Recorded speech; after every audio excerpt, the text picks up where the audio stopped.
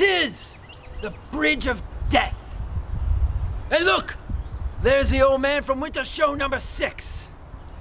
He is the keeper of the Bridge of Death. Each traveler, he asks 5 questions. 3 questions. 3 questions. And if you correctly answer the 5 questions... 3 questions. 3 questions. You get to pass on safely.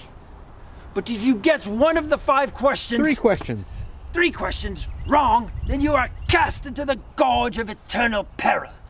I will approach the old man. Stop! He who would cross the Bridge of Death must answer me these questions 3. Ere the other side he see. What is your name? Arthur, King of the Britons.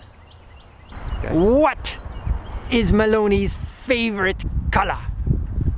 Green. What is your quest? To vote for Record Journal Athlete of the Week. Yeah, right then. Off you go.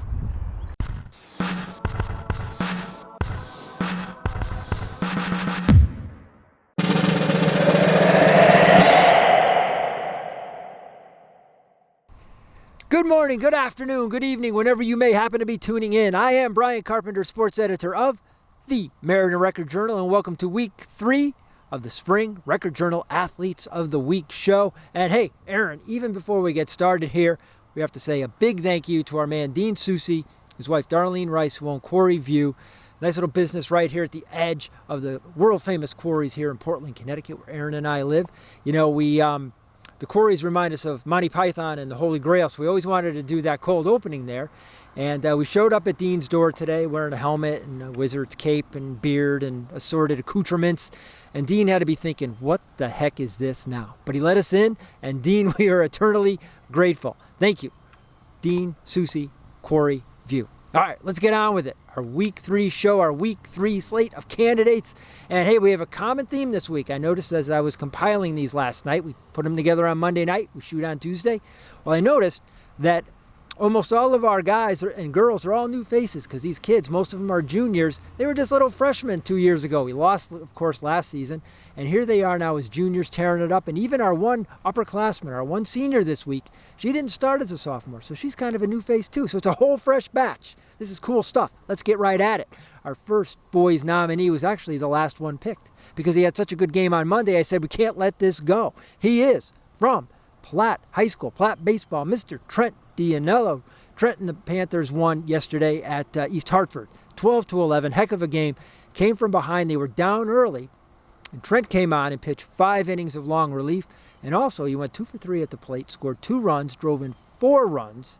And the Panthers snapped a 4-game losing streak, which, of course, they want to be on a winning note going into Wednesday's rivalry match with Maloney up at Seppa Field. Congratulations to you, Mr. Trent D'Anello, boys nominee number 1 here in week 3.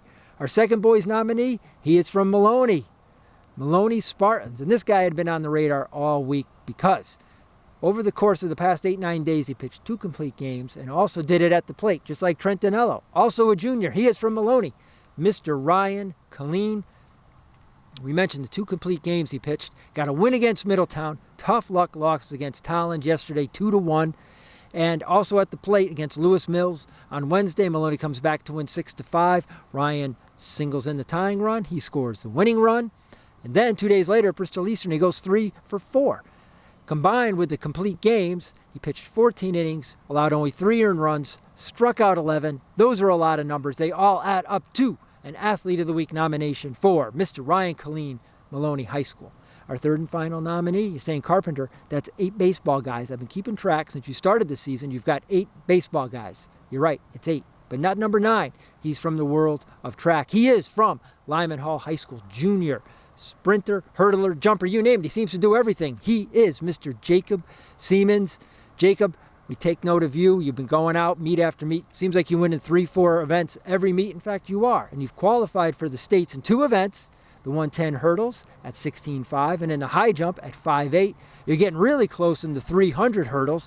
He's run a 45.10. And also in the long jump, he's gone 18.7. Remember the name, Jacob Siemens. You're going to be hearing it come state postseason meet time. For now, he is boys nominee number 3 here in week 3.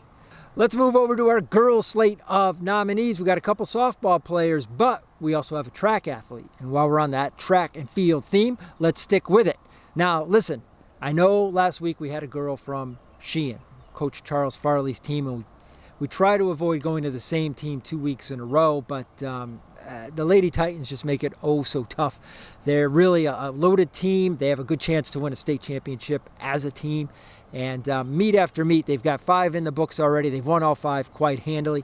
And not only that, they just seem to be rewriting the record book on just a meet-by-meet basis. Last Saturday against Mercy was no different. And the girl leading the way right here, junior Miss Patrice Mansfield. She's a sprinter, and she ran a 12.6 in the 100-yard dash. And what that did is broke a record that had stood since 1992 when it was set by Miss Carrie Wheelgosh. She holds it no longer. It belongs to Patrice Mansfield, who also, while she was at it, just for fun, just for kicks, went out and with the 4x100 relay, lowered their own school record to 50.1. That's 50 seconds, 50.1. It's the new record. It's going to keep coming down. I bet you they get under 50. Patrice, she runs with Clarissa Minawang, Ali Villano, Avery Winters, Lady Titans, Patrice Mansfield. We cannot deny you a second week. It's just how it goes. Patrice Mansfield, girls nominee number 1 here in week 3. All right, our 2 softball girls, they come from our 2 checkered programs in Southington and Cheshire. We're going to start in Southington with the girl who starts it off for them. Junior center fielder, lead off hitter, the spark plug, Miss Ashlyn DeSaulniers. And Ashlyn has been on the radar screen from the start of the season. Really, every game she's there. And at one point, last week, Coach Davina Hernandez mentioned to us, she's unstoppable at the plate, and that was not hyperbole.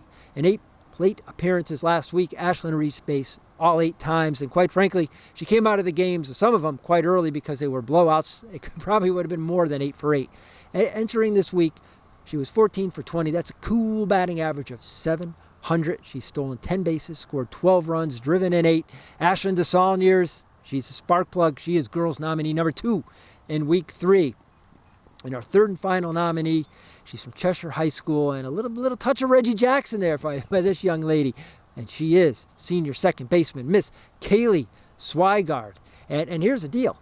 On Wednesday over at Lyman Hall, in her last at bat, Kaylee hit a 3-run homer. And her godfather, Mr. Dave Rodriguez of Twist fame, was there, and he was all excited. He was texting me, hey, my goddaughter just hit a 3-run home run, her first career home run. Well, on Friday, first at bat against Hamden, next pitch she saw, consecutive pitches, Kaylee hits a grand slam against Hamden. And later that day, her uncle, Mr. Tim Swygard, the Maloney girls tennis coach, says, hey, my niece, she hit a grand slam. And I said, I know, we're on top of it. And believe it or not, Tim, she is girls nominee number 3. How could we say no? And just for good measure, on Monday against Sheehan, Kaylee goes 4 for 4, double and a triple. How do we say no? We don't. Kaylee Swygard, welcome aboard. Girls nominee number 3 here in week 3.